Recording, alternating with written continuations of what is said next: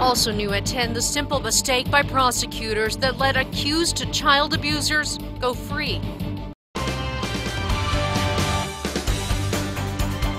A Taos District Court judge says once again the district attorney's office failed to do its job. The judge says the court had no choice but to drop child abuse charges against 5 people accused of starving 11 children on a northern New Mexico compound. 3 of them are now out free tonight. News 13's Marissa Lucero is live in the newsroom. Marissa? Dean, Judge Jeff McElroy scolded the state prosecutor today in front of the defense, saying he had to dismiss the charges because the DA's office didn't follow the rules. This morning, defense attorney after defense attorney for 3 of the 5 suspects in the Amalia compound case addressed Taos District Court Judge Emilio Chavez. It's the burden of the state, first and foremost, to prosecute their case.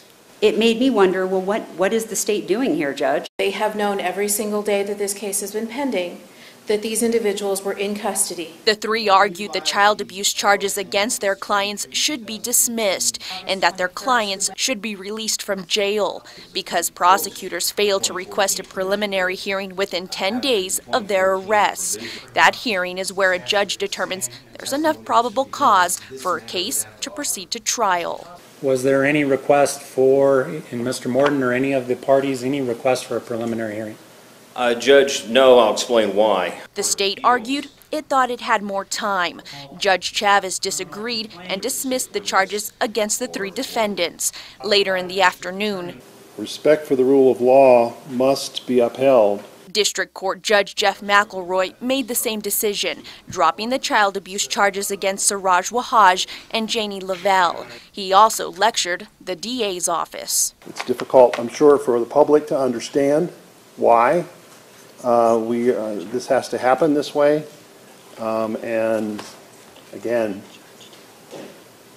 it's not the court making this decision. It was the decision of the district attorney. He says by failing to request a preliminary hearing, the DA's office put the court in a difficult position. But it is disturbing to me that the district attorney would put this court in that kind of a situation where we must comply with the rule and we must dismiss these charges. But Siraj Wahaj and Janie Lavelle are not going anywhere. The state did file new charges against the 2 for child abuse resulting in death, for letting his disabled son die before burying him somewhere on the property. Tuesday, prosecutors will argue to keep those 2 behind bars until trial. Back to you, Jess. All right, thank you, Marissa. Tonight, the DA's office got back to us saying it's assessing the ruling and options moving forward. They can refile the child abuse charges.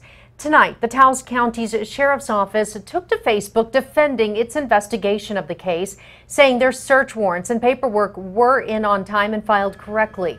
The department said they had even warned prosecutors that 10 days were coming up.